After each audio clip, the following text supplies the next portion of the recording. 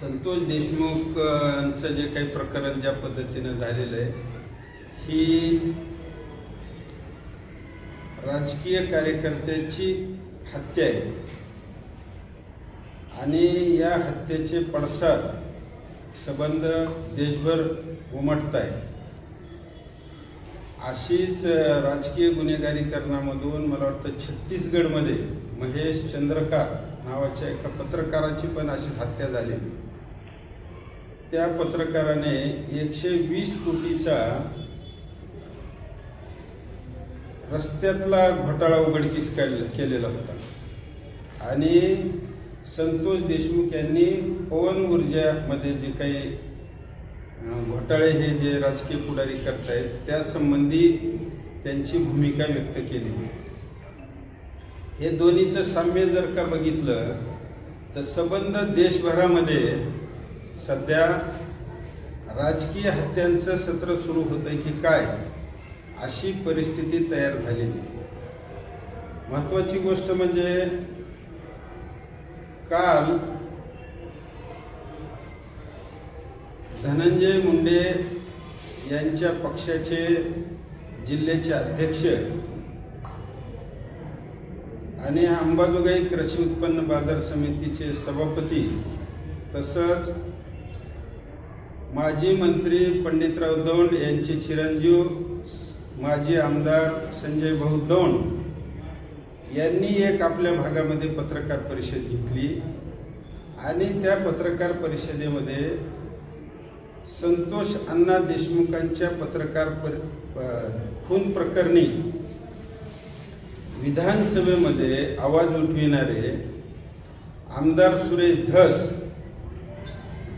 लोकसभेमध्ये आवाज उठविणारे बीडचे खासदार बजरंग सोनवणे, संदीप क्षीरसागर बीडचे आमदार, केजच्या आमदार नमिता मुंदडा आणि माजलगावचे आमदार प्रकाशदादा सोळंके तसंच गेवराईचे आमदार विजयसिंह पंडित या आमदारांनी जे संतोष देशमुखांच्या खून प्रकरणामध्ये आवाज उठविला त्याबद्दल त्यांनी आक्षेप नोंदवला।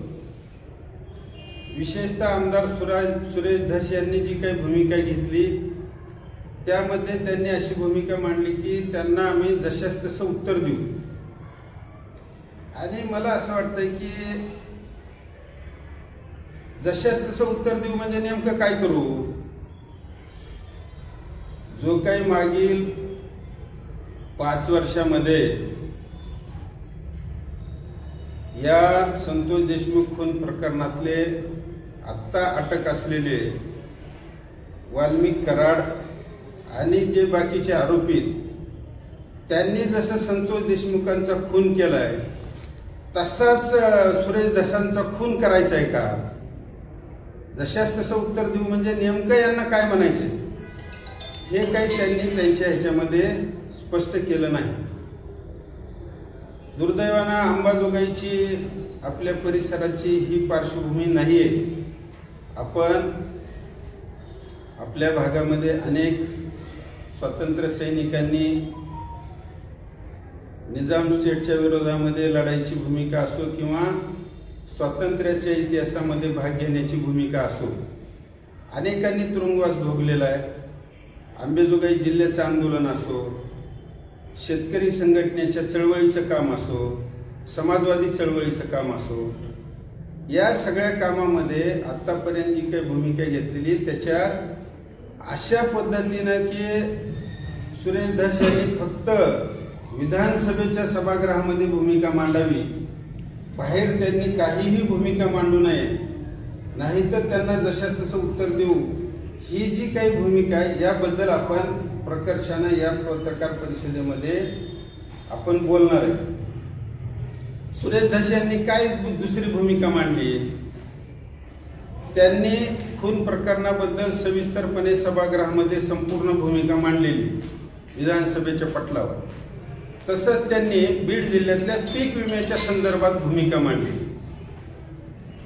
सुरेश धस यांनी सभागृहामध्ये पीक विम्याच्या संदर्भात भूमिका मांडली राखेच्या माध्यमातून परळीच्या थर्मलमधून जी काही राख बाहेर निघते आणि त्या राखेवर जी काही गुंडागर्दी चालते त्याबद्दलही ते सभागृहात बोललेले. तसंच शिरसाळ्याच्या गायरान जमिनीचं जे प्रकरण आहे, वीट भट्ट्यामधून जी काही गुन्हेगारी केली जाते परळीच्या परिसरामध्ये, मुरुम आणि दगड माफिया यांच्या संदर्भातही जी काही भूमिका मांडली जाते तीही ते सभागृहामध्ये बोललेले आहेत. आणि त्याच भूमिका त्यांनी पुन्हा एकदा जसे जसे पत्रकार भेटतील तसं तसं ते मांडत आहेत. सुरेश धस यांनी जी काही भूमिका मांडलेली ही काही फारशी सभागृहात बोलण्यापेक्षा वेगळी भूमिका मांडली असं काही नाहीये. बाहेर पण ते तेच भूमिका मांडतात. आता त्यांना जशाच तसं उत्तर देऊ, ही जी भूमिका इथं राष्ट्रवादी काँग्रेसचे पदाधिकारी घेत आहेत ही मला वाटतंय की संतोष देशमुखांच्या खुनाच्या प्रकरणावरून लक्ष विचलित करण्याचा यांचा हा प्रयत्न आहे. आणि हा प्रयत्न हा चुकीचा आहे. ज्या गुन्हेगारांना यामध्ये शिक्षा व्हायला पाहिजे, प्रत्यक्ष कृती करणारे असतील किंवा त्या कटामध्ये सहभागी जे लोक असतील त्यांना या आधारानं सबंध महाराष्ट्राची आजची भूमिका अशी की त्यांनी या सगळ्या प्रकरणामध्ये आपण संतोष देशमुखांच्या बाजूचे आहोत. मग हे जे काही आरोप घ्यायला लागलेत हे लोक संतोष देशमुखांच्या बाजूचे नाहीत का?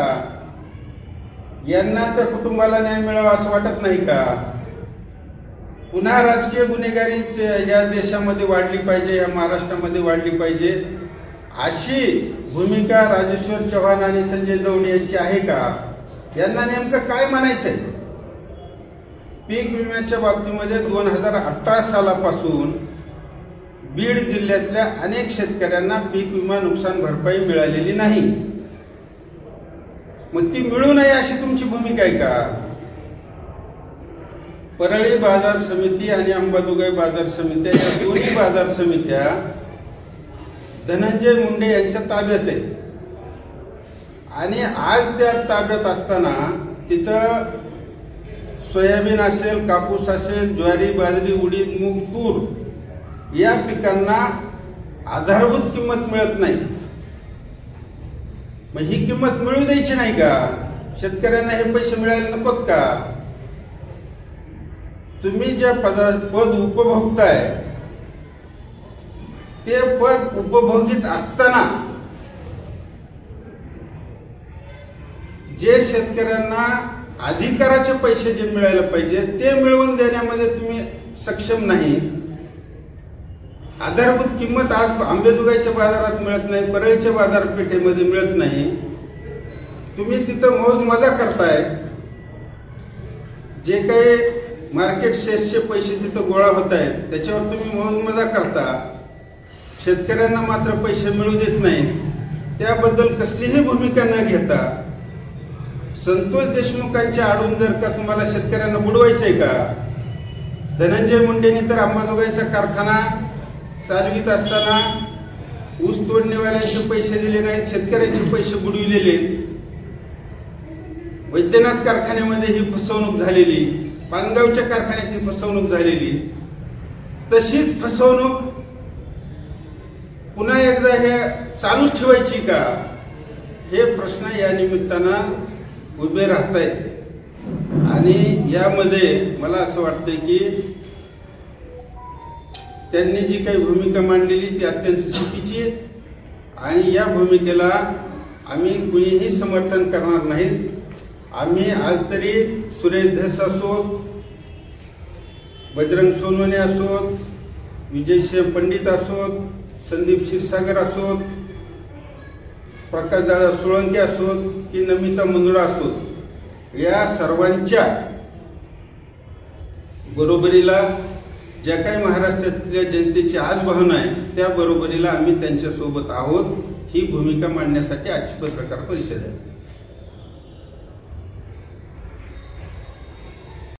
या ठिकाणी स्वर्गीय संतोष देशमुख यांच्या हत्याकांड जे झालंय त्याच्याबद्दल आज या ठिकाणी जी पत्रकार परिषद आमच्या नेत्यांनी ठेवलेली आहे आणि ठेवण्याचं कारण की परवा दिवशीच या सत्ताधारी लोकांनी पत्रकार परिषद घेतली, जे की या बाजार समितीचे सभापती आहेत राजेश्वर चव्हाण यांनी जे स्वर्गीय संतोषजी देशमुख आणि त्यांच्या कुटुंबियांना न्याय मिळवून देण्यासाठी अहोरात्र प्रयत्न करीत आहेत, प्रकाष्ठा करीत आहेत. त्यात बजरंग बाप्पा सोनवणे असतील, आदरणीय आमचे मनोजदादा जनागे पाटील असे सर्वजण करीत आहेत. आणि त्यांनी त्या पत्रकार परिषदेमधून ज्या की या लोकशाहीमध्ये वैयक्तिक स्वातंत्र्य आहे त्या स्वातंत्र्यावर त्यांनी गदा आणण्याचं काम केलं. या ठिकाणी त्यांनी सांगितलं की असं जर तुम्ही बोलला तर खबरदार, जशा तसे उत्तर देऊ, ही आमची धमकी समजा. तर अशा धमक्या देणाऱ्या लोकशाहीमध्ये जर हे आमदार खासदारांना जर धमक्या देत असतील तर सर्वसामान्यांनी आवाज कसा उठवायचा? या ठिकाणी तुम्ही आवाज उठवणाऱ्या सर्वसामान्य कार्यकर्त्यांची मुस्कटदाबी आणि गळचिपी करीत आहे.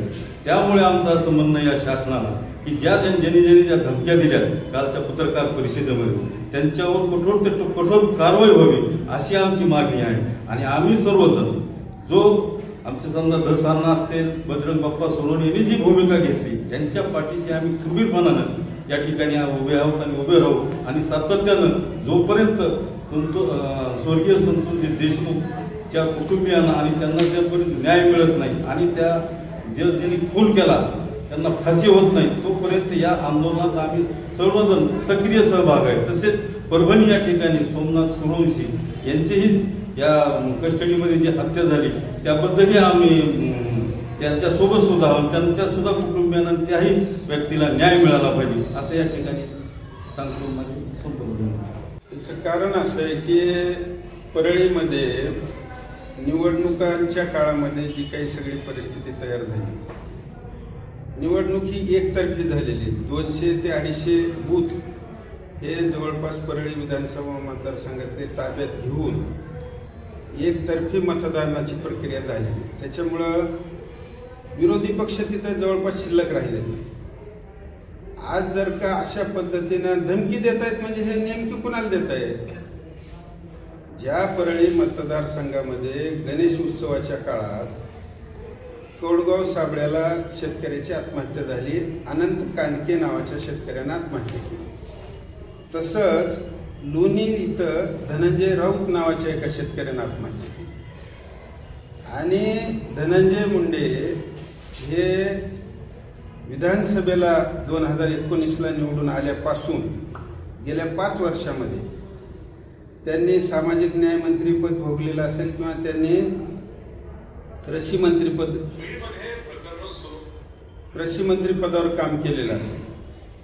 ह्या सगळ्या काळामध्ये त्यांचा जो काही राबता राहिला त्याच्यामध्ये त्या परिसरामध्ये विरोधी पक्ष शिल्लकच ठेवला नाही. मान्य. आज तर बीड जिल्ह्यामध्ये भाजप आहे ना, मग धस जर भाजपचे असतील तर भाजपची कुणीच समोर का येत नाही? म्हणजे तिथं तुम्हाला विरोधी पक्ष म्हणून तुम्हाला समोर यावं लागतं, हा माझा प्रश्न आहे. हो ना. आज ही परिस्थिती अशी आहे की परळीला आपण हाच विषय घेऊन किंवा तिथं आत्महत्या शेतकरी करीत असताना या राज्याचा कृषी मंत्री रश्मिका मंदानासारख्या, हेमा मालिनीसारख्या नटनाट्यावर इथं पैसे उडवितो, परळीमध्ये आणून त्याच्यावर पैशाची उधळण करतो. ही संस्कृती आपल्या परळी अंबाजोगाईची नाही. एव्हाना ज्या गोपीनाथ मुंडेंचा ते वारसा सांगतायत त्या गोपीनाथ मुंडेंनी असे उद्योग केलेले नाहीत. अशा काळामध्ये त्या शेतकऱ्यांना धनंजय मुंडेच्या काळामध्ये जवळपास बीड जिल्ह्यामध्ये 1500 शेतकऱ्यांची आत्महत्या झाल्या. त्या शेतकऱ्यांना तुम्ही मदत देऊ शकलात का? त्यांना तुमच्याकडे कृषी खाता असताना त्या शेतकऱ्यांना तुम्ही पैसे दिले का? विम्याचे पैसे, अनुदानाचे पैसे अजून शेतकऱ्याला दिले का? तुम्ही दिले नाही. पण निवडणुकीच्या काळामध्ये मात्र कोणतं गाव असं शिल्लक राहिले की ज्या गावामध्ये त्यांनी येऊन पैसे वाटप केले नाही? असं काही कुठं राहिलं का? ही जी परिस्थिती, आम्ही त्याही प्रकरणामध्ये परळीला ट्रॅक्टर मोर्चा काढून 200-300 ट्रॅक्टर बैलगाड्या आणून आम्ही आमचा निषेध नोंदविला. आणि निवडणुकीमध्ये आम्ही भाजप युती सरकारच्या विरोधामध्ये आम्ही भूमिका घेतली. धनंजय मुंडेच्या विरोधामध्ये आम्ही मतदान करण्याचं आवाहन केलं. म्हणून आज आमची नैतिक जबाबदारी की जर का अशा पद्धतीने जर का खुनाच्या प्रकरणात आता धनंजय मुंडेचे सर्व की ज्याचं सर्टिफिकेट पंकजाताईने दिलं की भगवान भक्तिगड तिथं जी काही त्यांनी दसऱ्याला मेळावा घेतला, त्या मेळाव्यामध्ये वाल्मिक कराड आणि धनंजय मुंडे यांचे संबंध काय आहेत हे त्यांनी जाहीररित्या जिल्ह्याला सांगितलं. आणि त्यांनी शब्दप्रयोग असा केला की ज्याचं धनंजय मुंडेचं पान सुद्धा हलत नाही, पान हलत नाही याचा अर्थ आपल्याला सगळ्यांना माहीत आहे की व ते एकाच नाण्याच्या दोन बाजूत म्हणण्यापेक्षा एका मुखातून ते सगळे करतात, सगळं काम जे आहे ते मिळून करतात असं त्यांना सूचित करायचं होतं. आणि अशी परिस्थिती असताना जर का आपणही जर का बोललो नाही, त्यांचेच समर्थक येऊन जर का पुन्हा जर का दहशतीची भाषा करीत असतील, बदला घेण्याची भाषा करीत असतील, तर आम्ही काही मेलेल्या आईचं दूध पिलेलं नाही. गरीब माणसाच्या, शेतकऱ्यांच्या बाजूने तुम्ही जर का अशी मुस्कटदाबी करण्याचा जर का प्रयत्न केला तर त्याचं उत्तर देण्याची आमची ताकद आहे ना. ठीक आहे, आता सगळेच पक्ष एका बाजूला झाले, 237 मतांचं बहुमत आहे आज देवेंद्र फडणवीसांना. देवेंद्र फडणवीसांनी अशा मस्तीत राहू नये की या महाराष्ट्रामध्ये त्यांना कुणीच विरोध करणार नाही. आम्ही आमच्या जेवढी आमची ताकद आहे, आमच्याकडे जेवढी शक्ती तेवढ्या ह्याच्यामध्ये आम्ही त्यांना विरोध करूच ना. असं विरोध कसं सोडून देऊ? त्यांनी तुम्हाला विरोध केलेला नाही. त्यांनी जो विरोध केलाय तो त्यांच्या आज जे एक संघ येते महायुती म्हणून, त्यांचं म्हणणं आहे की आपण एक महायुती म्हणून एक सोबत आहोत. तर एका महायुतीमध्ये सोबत असताना मग जी काही समजा त्यांची भूमिका आहे त्या भूमिकेला त्यांचा विरोध एक असल्यामुळं त्यांनी काही तुम्हाला ह्यांना असं काही टार्गेट केलं. त्यांनी म्हणले किंवा भाजप आणि राष्ट्रवादी एकत्र आहे, हे दोघं एकत्र आहेत ना महायुती म्हणून, मग त्यांनी एका सोबत राहून अशी भूमिका घेऊ नये किंवा वैयक्तिक टार्गेट करू नये असं त्यांची भूमिका होती. बरं, ही भूमिका आता जी बोललीत ना तुम्ही, तर ही गोष्ट किंवा ह्याचा विरोध दुसऱ्यांनी करायला पाहिजे ना. भाजप आता जे सुरेश धस साहेब भाजपाचे, भाजपाने सुद्धा त्या ठिकाणी किंवा राष्ट्रवादीने विरोध करायला पाहिजे असा विषय. सुरेश धस ज्यावेळेस विरोध करायचा त्यांनी तर सभागृहामध्ये विरोध केलेलाच आहे ना. हे प्रकरण ज्या पातळीवर उपस्थित करायचंय त्या पातळीवर सुरेश धसांनी ते प्रकरण महाराष्ट्र विधानसभेच्या सभागृहामध्ये उपस्थित केलेलं आहे. आणि त्यांनी इथं धनंजय मुंडेच्या पक्षाचे जे जिल्हाध्यक्ष राजेश्वर चव्हाण यांनी भूमिका काय घेतली, तुम्ही जे काही भूमिका मांडायची ती सभागृहात मांडा. सुरेश धसांना ते काय म्हणतायत पत्रकार परिषदेमध्ये, तुम्हाला आम्ही बाहेर बोलू देणार नाही. म्हणजे आमच्या अभिव्यक्ती स्वातंत्र्यात संपवायचं आहे काय तुम्हाला? त्यांना बोलू देणार नाहीत म्हणजे आम्हाला उद्या बोलू देणार नाहीत ना तुम्ही? आम्हीही प्रत्येक वेळी आम्ही सरकारच्या भूमिकेच्या विरोधात बोलणारे माणसं आहेत ना. आणि जर का तुम्ही सुरेश धसचा आवाज दाबणार आहेत म्हणले तर आमचं तर नरडत दाबतात ना तुम्ही.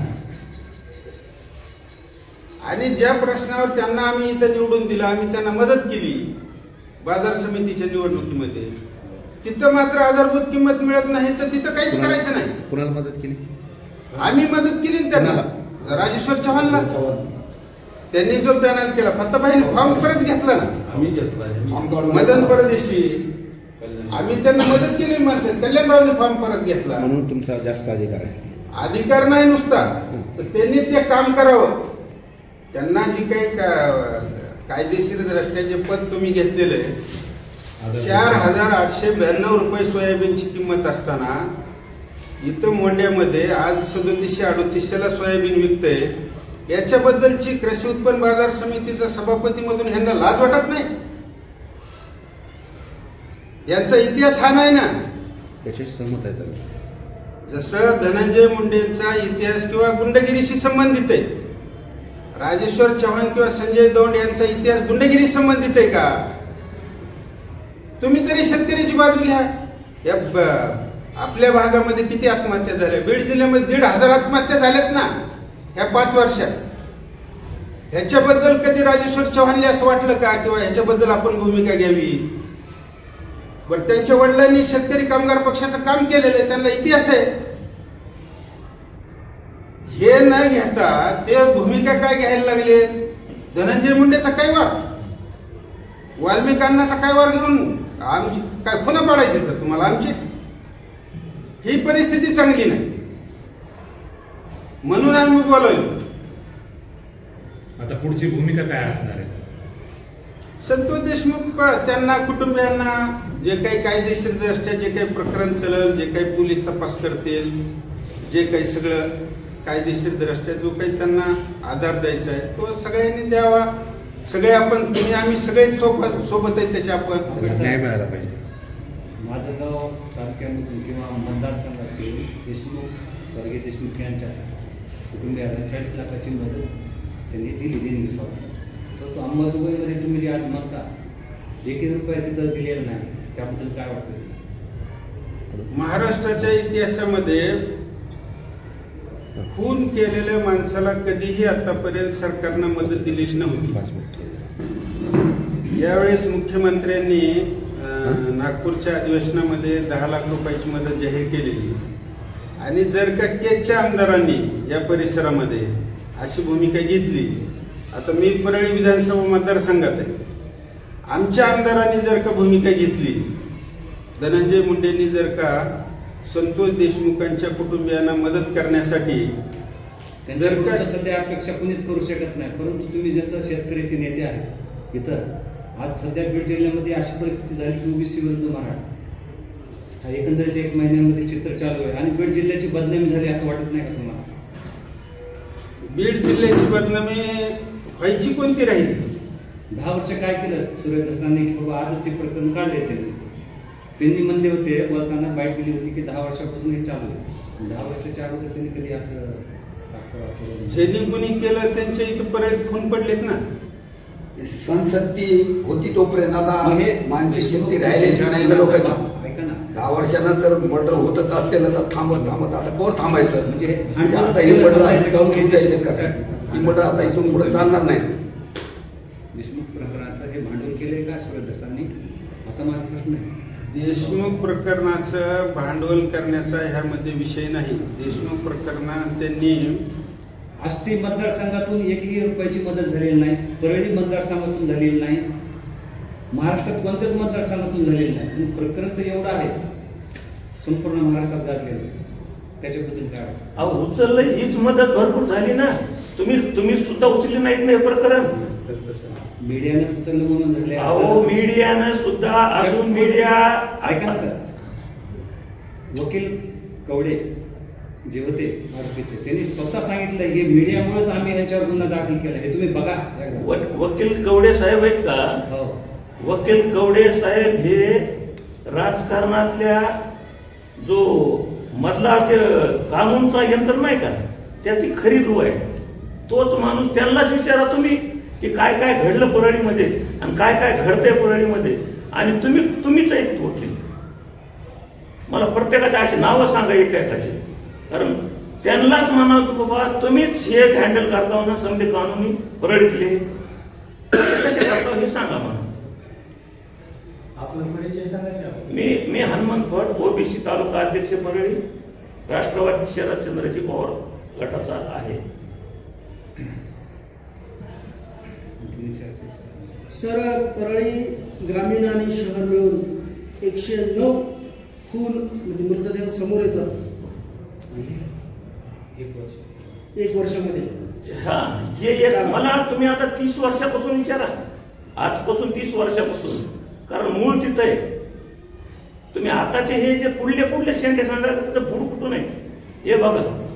आणि हे जे मरायले हे फक्त ज्याला चांगल्या घरचं लिकरू मारायचं.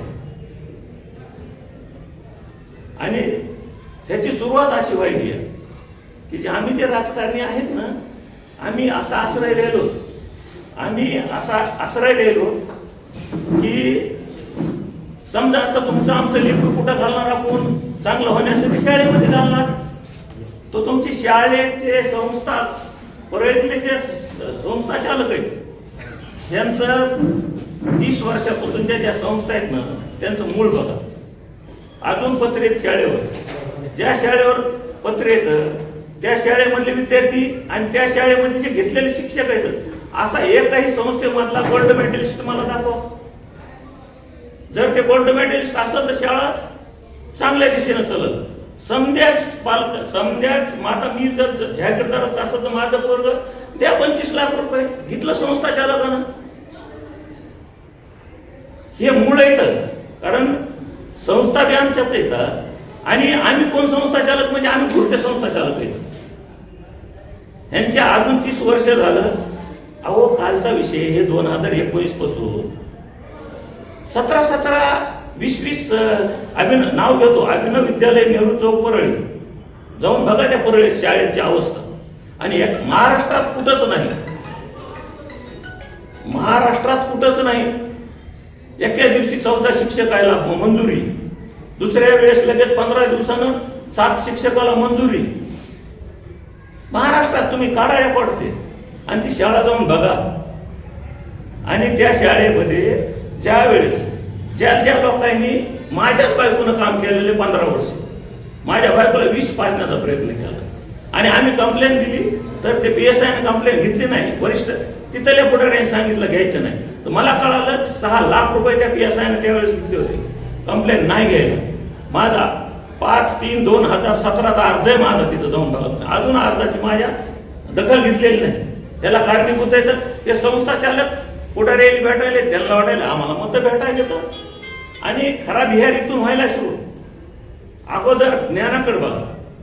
आणि दुसरी गोष्ट, ह्या संस्था चालकाच्या शाळेवर किती गोल्ड मेडलिस्ट आहेत हे बघा. ही सुरुवात कुठं आपण काय करायला बरोबर चाललाय, पण ह्याचे जे मुळं रुजलेले आहेत हे संस्था आधी संस्था आणि तुमच्या माहितीच तो अतिरिक्त शिक्षक जिल्हा परिषदचे असो संस्थेचे असो अतिरिक्त शिक्षक परळीमध्ये किती बोंबलत फिरायले तर आणि शाळेवर शिक्षक नाही. काय शिकायचं तुमच्या लेकरांनी? कारण असं हे नाही तुम्ही फक्त वरचं आता काय झालं तर काय झालं हे नाही. तुम्ही मुळात सुद्धा आज आमचं मार्केट कमिटी आहे, 5 वर्ष झालं भाव वाढा नाही. आणि मार्केट कमिटीतले जेवढे मार्केट मेंबर आहेत आजी माझी गाडा त्यांच्यापाशी रेवलं, जिल्हा परिषदचे मेंबर आहेत त्यांच्या लेकरापाशी रेवलं, पुन्हा शिक्षण संस्थेच्या जवयापाशी रेवलं, अभिनव विद्यालयाच्या जवयापाशी रेवलं. शिक्षकाला काय गरज आहे रेवलरची? पुन्हा तुमचं ते काय राशनवाले माफिया, तुमच्या घाटनांदूरचा एक राशनवाला, परळीतला एक राशनवाला, हे तुम्हाला माहित नाही का पत्रकार बंधू? हे राशनवाले कोण पोचले? राशन कोणाचं? आमचं, तुमचं, गरीबाईचं. प्रश्न पत्रकार परिषद तुम्ही बोलले, प्रश्न आम्हाला विचारू नका. आता ठीक आहे तुमचं म्हणणं आम्ही ऐकून घेऊ, पण तुम्हाला पत्रकाराला माहित नाही का हे असले उलट प्रश्न करू नका. पत्रकाराला माहित असते, पुढाऱ्याला माहित असते, पत्रकाराला माहित. ते आता काय असते आम्ही पत्रकार परिषद फडसाहेब आम्हाला आंबेजोल नका ठेवू विषयांतर होत आहे ते आता बोलायला पत्रकार परिषद बोलली नाही. मी काय म्हणालो प्रश्न तो नाही चुकला का नाही म्हणजे पत्रकाराला प्रश्न विचारता का? नाही तुम्ही पत्रकारांना प्रश्न विचारता का? असं कसं म्हणजे त्यांनी गुत्त घेतलं पत्रकार समजा तुम्हाला आतापर्यंत माहित होतं तुम्ही काहीच केलं नाही आणि आता तुम्ही येऊन मला पत्रकाराला माहित आहे की नाही? हप्ता आहे फायलीच्या फायली दाखवतो की तुम्हाला उशीर झाला किंवा कालचं जे देशमुख हत्याकांड झालं त्याच्यामध्ये माझ्या गावातून जो निधी झाला तसं आपल्या परळी किंवा केज मतदारसंघातून का झाला नाही? उत्तर संपूस तर मदत प्रश्न करू नका. मुद्दा काय याच्यामधला की आज 1 महिना पूर्ण होतो संतोष देशमुख खून प्रकरणात आणि 1 दिवस आधी आपल्या आंबेजोगाईचे कृषी उत्पन्न बाजार समितीचे सभापती आणि बीड जिल्हा राष्ट्रवादी काँग्रेसचे अध्यक्ष ॲडव्होकेट राजेश्वर चव्हाण आणि विधान परिषदेचे माजी सदस्य माजी आमदार संजय दौंड साहेबांनी पत्रकार परिषद घेतली आणि त्यांनी आक्षेप नोंदविला की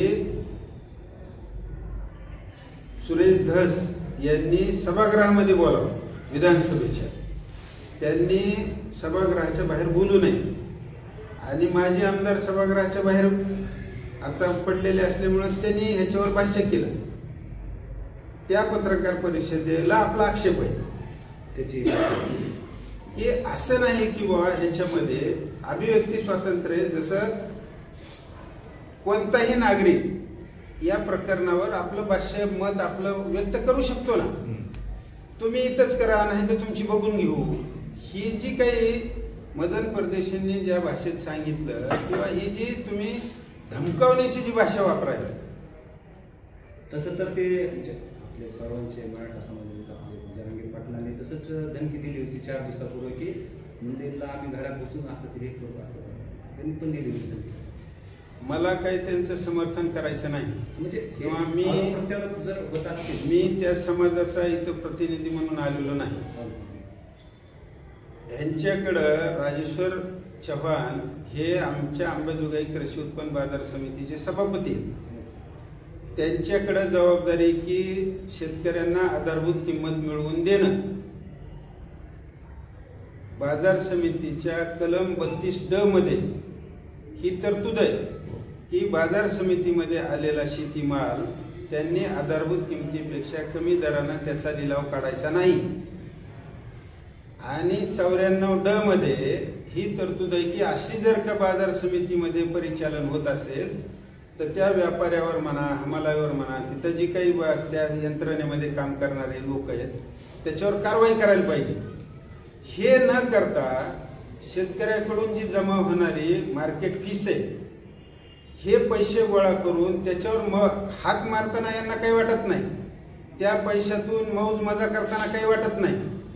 आणि सुरेश धस जर का संतोष देशमुख प्रकरणावर जर का बाहेर बोलत असतील, ते आमदार आहेत, विधानसभेचे सदस्य आहेत, म्हणजे त्यांचं महाराष्ट्र कार्यक्षेत्र आहे, लोकप्रतिनिधी म्हणल्याच्या नंतर ते, आणि प्रत्येक नागरिक देशभरामध्ये कुठूनही बोलू शकतो ना ह्या प्रकरणावर. मी पत्रकार परिषद सुरू करताना एका पत्रकाराचा दाखला दिला छत्तीसगडमधल्या 120 कोटीच्या भ्रष्टाचाराच्या प्रकरणात, तिथंही खून झाला. आणि आपल्याकडे पवनचक्कीच्या प्रकरणात संतोष देशमुखांचा खून झाला. हे जे साम्य जर का तुम्ही बघितलं तर राजकारणाचं गुन्हेगारीकरण दिवसेंदिवस वाढतंय. वोहरा समितीनं 1993ला रिपोर्ट दिला होता आणि त्यावेळेस त्यांनी लोकसभेमध्ये राज्यसभेमध्ये येणाऱ्या गुन्हेगार लोकप्रतिनिधीबद्दल चिंता व्यक्त केली होती. दुर्दैवानं 1993 ते 2023 30 वर्षाचा कालावधी गेला. आज काय परिस्थिती, तर ज्याच्याकडे गुन्हेगारीचं अंग आहे तोच राजकारणात सक्सेस व्हायला लागला आणि त्यामधून ही हत्या झालेली. संतोष देशमुखांची हत्या ही, आणि त्याला जर का तुम्ही सुरेश धस जर का बाहेर बोलले तर मी बघून घेईन. बजरंग बाप्पाने लोकसभेतच फक्त जाऊन बोलायचं, त्यांनी इथं येऊन काही म्हणायचं नाही. प्रकाश सोळंकेनी दुसरं काहीच बोलायचं नाही. नमिता मुंदळाने काहीच बोलायचं नाही. म्हणजे आमदारांना ज्यांनी 2-2, 3-3 लाख मतदारांचं प्रतिनिधित्व करायला लागले, त्यांनी फक्त विधानसभेतच जाऊन बोलायचं का? तिथं तर जाऊन बोलायचंच आहे त्यांनी, पण बाहेर पण सगळ्या आमदारांनी, सगळ्या नागरिकांनी अशा घटनांच्या विरोधामध्ये आवाज उठविला पाहिजे. आम्ही सामान्य नागरिक आहेत म्हणून आम्ही ही पत्रकार परिषद बोलवतो.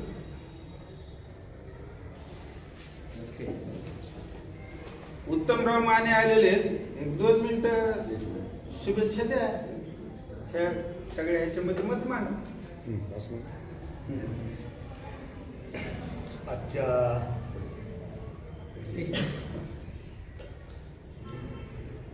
संतोष देशमुख यांच्या हत्येच्या संदर्भामध्ये गेली 1 महिना आरोप प्रत्यारोप, चौकशा समित्या हे सर्व नेमून सुद्धा आणखीन त्यातील एक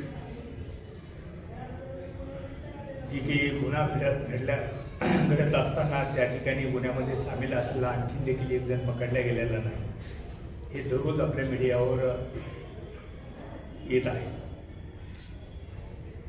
परंतु वास्तव परिस्थिती आपल्या बीड जिल्ह्यातली, हा बीड जिल्हा एक हैदराबाद मुक्ती संग्रामापासून हा क्रांतिकारकाचा जिल्हा राहिलेला जिल्हा आहे. या जिल्ह्याची ओळख देशभरामध्ये खूप काही चांगल्या पद्धतीनं झालेली होती, पण गेल्या 15 ते 20 वर्षापासून हा आपला बीड जिल्हा क्रांतिकारकाच्या ऐवजी एक गुंडांचा जिल्हा म्हणून आज देशामध्ये फेमस झालेला आहे. शर्मेनं आमच्यासारख्याला मान खाली घालायला. हे पवनचक्कीचा विषय हा आज आलेला आहे. संगीत डिगोळेपासून परळीमध्ये ते आंधळे सरपंच पर्यंत आतापर्यंत जे काही खून झालेले आहेत ते खून पैशाच्या जोरावर दाबले गेलेले, त्या कुटुंबामधल्या काका गरजेसारखा त्याच्या मंडळीला धमकी देऊन, त्याच्या भावाला धमकी देऊन कोर्टामध्ये ते जॉब सुद्धा फिरवल्या गेलेले. हा इतिहास हा झाकून राहिलेला नाही. आतापर्यंत सत्तेतून पैसा आणि पैशातून सत्ता आणि कुणी लोकशाही प्रकारे जर मान जर वर केली तर त्याला संपून टाकायचं, ही गुंडगिरी खूप काही वाढलेले.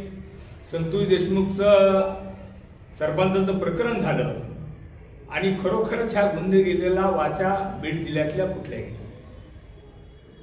आज कित्येक उदाहरण आहेत. शाळा असेल, आत्ता फडसाहेबांनी सांगितलं. पत्रकार साहेबाला माझ्या विनंती, परळीच्या पत्रकाराला आम्हाला विनंती करून काही उपयोग नाही. आंबेजोगाईचे सुज्ञान पत्रकार आहात.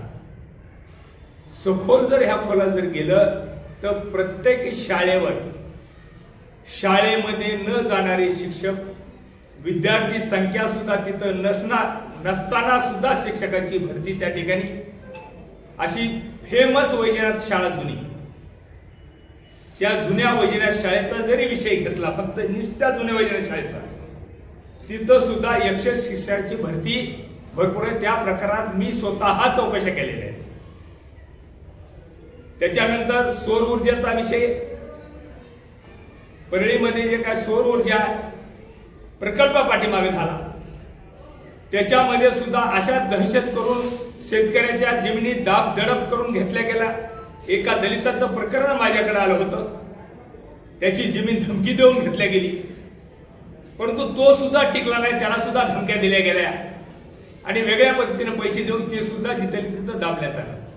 कारण का कुठलाही उद्योग बीड जिल्ह्यामध्ये येऊ अगोदर आमचा हप्ता आमच्याकडे द्या आणि त्याच्यात जर नाही डिलिंग झाली तर मग त्या ठिकाणी त्रास द्यायचा. हे सर्रास उद्योग जे बीड जिल्ह्यामध्ये चालू झालेले हे एकदम चुकीच्या पद्धतीने आहेत. आमच्या परळीमध्ये माणूस म्हणून सुद्धा आम्हाला जगण्याचा अधिकार नाही. कुठलंही प्रकरण असो, पोलीस स्टेशनला जर गेलं तर त्या पोलीसचा PI बाहेर जातो आम्ही चर्चा करत असताना आणि बाहेर जाऊन फोन करतो आणि त्याच्यानंतर आमच्याशी चर्चा करतो. असे कित्येक उदाहरण, कित्येक प्रकरण. गणेश ज्वेलर्सचं प्रकरण गेल्या 2 वर्षापूर्वीचं घ्या, कालचं डॉक्टर अट्रॉसिटीचं फोटो एकदम प्रकरण घ्या. असे कित्येक प्रकरण आहेत आणि असे आणखी कित्येक प्रकरण की रेकॉर्डही आलेले नाहीत. ट्रॅक्टर खाली घालून माणसं मारलेले, वेगवेगळ्या पद्धतीने माणसं मारलेले. उदाहरणार्थ गेल्या महिन्यापूर्वीची गाडी खाली एक लमाण समाजाची महिला गाडी खाली चिराडल्या गेली. त्या ठिकाणी लगेच तिची साधी मौत सुद्धा तिच्या गावामध्ये झाली नाही, बाहेर केली, जाळलं तिला बाहेर आणि ते कुटुंब आजचेच पैसे देऊन केलं. असे कित्येक प्रकार परळीमध्ये. योगायोगाने ह्या संतोष देशमुखच्या रूपाने ही वाचा फुटलेली आणि माझी सर्व पत्रकार बंधूंना विनंती की अन्याय अत्याचाराच्या विरोधात सर्वांनीच जे सुज्ञ आहेत, मग राजकीय क्षेत्र असते, सामाजिक क्षेत्रात असते, पत्रकार बंधू असतील, या सर्वांनीच आवाज उठविणं ही काळाची गरज आहे. तरच आपण सुखी जीवन जगू शकू. परळीमध्ये व्यापारी वर्ग जे चांगले व्यापारी होते, आम्ही लहानपणी पाहतो होतो, लातूरचा माल, परभणीचा माल परळीच्या मार्केटमध्ये यायचा. परळीमध्ये मोठे मोठे उद्योग होते, आज सर्व उद्योग संपलेले आहेत. साधी गुटख्याची एजन्सी सुद्धा व्यापारी बांधवाकडे ठेवल्या गेलेली नाही. साधी गुटख्याची, बाकी तर काय असेल ते तुम्ही बघा. साधी गुटख्याची एजन्सी सुद्धा व्यापारी बांधवाकडे ठेवली नाही. ती सुद्धा धमक्या देऊन रिव्हॉल्वर्स दाखवून एजन्सी लुटलेल्या आहेत. आणि ह्या कुणाकडे, हे आता काय झाकून राहिलेलं नाही. हे सगळं तुम्हाला, आम्हाला सगळं माहिती आहे. हे सगळं जे आहे, काही असो, साधं 50 लाखाचं टेंडर जर असेल तर तेही मलाच मिळालं पाहिजे. इतर कुणीही माणसाने केलं. आणि ही प्रवृत्ती वंजारा समाजाला मी दोष देत नाही. वंजारा समाजामधले 90% गरीब लोक एवढे चांगले, परंतु 10% जे लुटारू, ह्या लुटारूनं बीड जिल्ह्यामध्ये पूर्ण हैदोस हा घातलेला आहे. एवढंच मी बोलतो आणि या ठिकाणी थांबतो. या भागाचे शेतकरी संघटनेचे नेते आदरणीय खासदार चौधरी आपेट साहेब यांच्या मार्गदर्शनाखाली काल जे अंबाजोगाई तालुक्याचे मार्केट कमिटीचे सभापती राजेश्वरराव चव्हाण यांनी जी पत्रकार परिषद घेतली, त्या पत्रकार परिषदेचा निषेध म्हणून आम्ही सर्व या अंबाजोगाई तालुक्यातील या ठिकाणी मंडळी आदरणीय खासदारजी आपेट साहेब यांच्या मार्गदर्शनाखाली उपस्थित आहोत. कालची जी पत्रकार परिषद झाली त्या ठिकाणी राष्ट्रवादी अजित पवार गटाचे जिल्हाध्यक्ष, मार्केट कमिटीचे सभापती राजेश्वर चव्हाण यांनी मसाजोग या ठिकाणी झालेल्या संतोष अण्णा देशमुख यांच्या खून प्रकरणी या ठिकाणच्या सर्व नेत्यांवर त्यांनी जो आरोप केलेले आहेत की तुम्हाला या खुनाबद्दल जे काही बोलायचंय ते तुम्ही सभागृहात बोला. जर तुम्ही या खुनाबद्दल बाहेर बोलताल तर आम्ही तुम्हाला जशाच तसं राष्ट्रवादी काँग्रेस पक्षाच्या वतीनं उत्तर देऊ. या ठिकाणी मी राजेश्वरराव चव्हाण यांना एक युवक म्हणून, या भागाचा तालुका काँग्रेसचा अध्यक्ष म्हणून मी तुम्हाला एक प्रश्न विचारतो. आबा, येणाऱ्या काळामध्ये इथून पुढे आम्ही तुम्हाला प्रति वाल्मिकांना कराड म्हणून तुम्हाला बघायचं की काय? काल आपण ज्या स्टाईलनं बोलत होतात, काल आपले जे हात करण्याची जी पद्धत होती, आपली जी छाती काढून जी बोलायची जी पद्धत होती, आम्हाला तुमच्यामध्ये वाल्मिक कराड दिसतो की काय असा प्रश्न या ठिकाणच्या युवकांना पडलेला आहे. या ठिकाणी मी राजेश्वरराव चव्हाण यांना पुन्हा दुसरा प्रश्न विचारतो. आपण ज्या पक्षाचे जिल्हाध्यक्ष आहात, 1 वर्षापूर्वी आपण घाटनांदूर या ठिकाणी आपण आपल्या जिल्हाध्यक्ष पदाचा राजीनामा दिलेला होता. मराठा समाजाला जोपर्यंत आरक्षण मिळत नाही तोपर्यंत मी माझ्या पदाचा त्याग करतो म्हणून घाटनांदूर या ठिकाणी आपण पत्रकार बांधवांच्या समोर जिल्हाध्यक्ष पदाचा राजीनामा दिला होता. तिथून पुढे आवाज तुम्ही 15 दिवसातच महाराष्ट्राचे उपमुख्यमंत्री अजितदादा पवार यांच्या स्टेजवर जिल्हा अध्यक्ष म्हणून भाषण केला. नेमके आबा तुम्ही आहात कुणाचे? आबा तुम्ही समाजाचे नाही, आबा तुम्ही स्वतःचे आहात की नाही ते आम्हाला माहित नाही. आपण कधी शरद पवार साहेबांचे मानसपुत्र होतात, त्या शरद पवार साहेबांना सुद्धा आपण धोका देऊन आलेले आहात. आबा तुम्ही पदाचे एवढे पिपासू आहात हे आम्हाला आता दिसायला लागलेलं आहे. कारण ज्यावेळेस तुम्हाला तुमच्या पक्षाचा जिल्हाध्यक्ष व्हायचं होतं त्यावेळेस धनंजय मुंडे साहेबांच्या विरोधात जाऊन बजरंग बाप्पाचं जिल्हाध्यक्षपद तुम्ही तुमच्या पदरात पाडून घेतलं. आबा मला तुम्हाला दुसरा प्रश्न आहे. या अंबाजोगाई तालुक्यामध्ये, या अंबाजोगाई तालुक्याची ओळख स्वर्गीय DN पाटील साहेबांच्या नावानं कुठेतरी घेतली जाते. त्यांचे पुत्र या भागाचे नेते आदरणीय दत्ताआबा पाटील यांचं सभापती पदासाठी नाव फायनल झालं असताना त्यांच्या डोक्यावर पाय देऊन तुम्ही या भागाचे सभापती झालात. मग येणाऱ्या काळामध्ये तुम्हाला वाल्मिक अण्णा कराड यांची रिक्त झालेली खुर्ची तुम्हाला आकर्षित करते की काय, असा प्रश्न या भागातील युवकांना पडलेला आहे. म्हणून आबा, अशाची तुम्ही आम्हाला धमक्या देत आहात. त्या धमक्याला येणाऱ्या काळामध्ये या भागातला युवक असेल, या भागातला सर्व समाज असेल, कुणी घाबरणार नाही.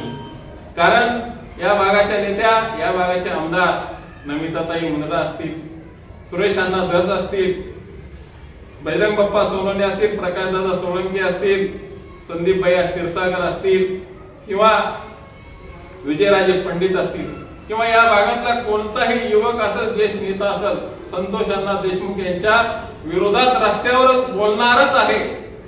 कारण संतोष अण्णा देशमुख यांची जी हत्या झालेली आहे ही अत्यंत अमानवीय पद्धतीने झालेली आहे. ही अमानवी पद्धतीने झालेल्या हत्येचा राष्ट्रवादी काँग्रेसचे जिल्हाध्यक्ष राजेश्वर चव्हाण हे कालच्या भाषणातून असं वाटतंय की ते त्याचं समर्थन करतायत. पण येणाऱ्या काळामध्ये आबा, तुम्हाला सुद्धा याच व्यवस्थेमध्ये राहायचं. उद्या तुम्हाला जर वाल्मिक अण्णा कराडांची जर खुर्ची मिळाली नाही तर तुमचा सुद्धा जीव जाऊ शकतो, तुमच्या सुद्धा जीवाला धोका होऊ शकतो. या भागामध्ये जिल्हा परिषद सदस्य असेल, पंचायत समिती सदस्य असतील, किंवा आमदार असतील, किंवा खासदार असतील, येणाऱ्या काळामध्ये त्यांच्या सुद्धा जीविताला हानी, त्याच्या जीवाला सुद्धा धोका होऊ शकतो. कारण अशा घटना बीड जिल्ह्यामध्ये घडायला लागलेल्या आहेत. मग आपण कुणाच्या जीवावर जगायचं? जे प्रतिनिधी आपण निवडून दिले त्यांनी जर आपला आवाज मांडला नाही, त्यांनी जर समोरील प्रसार माध्यमाला जर बोलले नाही, तर बीड जिल्ह्यातल्या लोकांची व्यथा संपूर्ण देशभर कशी जाईल हा आमचा प्रश्न आहे. म्हणून आबा, एक जीवाभावाचा, एक तुमचा मित्र, लहाना भाऊ म्हणून तुम्हाला विनंती आहे, कशाच्याही प्रलोभनाला बळी न पडता, कसल्याही प्रकारच्या फंडाला बळी न पडता, कसल्याही प्रकारच्या जिल्हाध्यक्ष पदाला बळी न पडता, सभापती पदाला बळी न पडता समाजाची योग्य भूमिका इथून पुढे आपण प्रसार माध्यमासमोर मांडावी, एवढीच आपल्याला विनंती करतो.